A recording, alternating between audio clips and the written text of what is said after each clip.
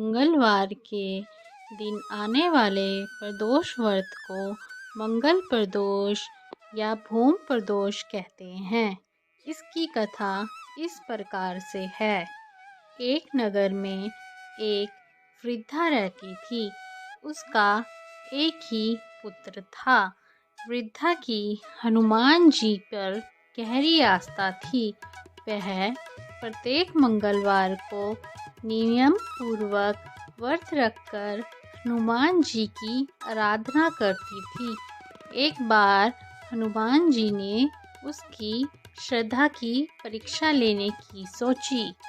हनुमान जी ने साधु का वेश धारण कर वृद्धा के घर गए और पुकारने लगे कि कोई है हनुमान भक्त जो हमारी इच्छा पूरी करे। पुकार सुन वृद्धा बाहर आई और बोली, आज्ञा महाराज। हनुमान बोले, मैं भूखा हूँ, भोजन करूँगा, तू थोड़ी जमीन लीप दे। वृद्धा दुविधा में पड़ गई।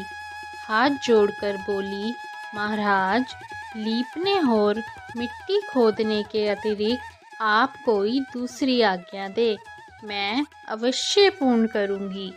साधु ने 3 बार प्रतिज्ञा करने के बाद कहा, तू अपने बेटे को बुला, मैं उसकी पीठ पर आग जलाकर भोजन बनाऊंगा। यह सुनकर वृद्धा घबरा गई, परंतु वह प्रतिज्ञाबद्ध थी। उसने अपने पुत्र को बुलाकर साधु के सुपुर्द कर दिया। वेशधारी साधु हनुमान जी ने वृद्धा के हाथों से ही उसके पुत्र को पेट के बल लिटवाया और उसकी पीठ पर आग जलवाई। आग जलाकर दुखी मन से वृद्धा अपने घर में चली गई। इधर भोजन बनाकर साधु ने वृद्धा को बुलाकर कहा, तुम अपने पुत्र को पुकारो ताकि वह भी आकर भोजन का भोग लगा ले। इस पर वृद्धा बोली, उसका नाम लेकर मुझे और कष्ट ना पहुँचाएं।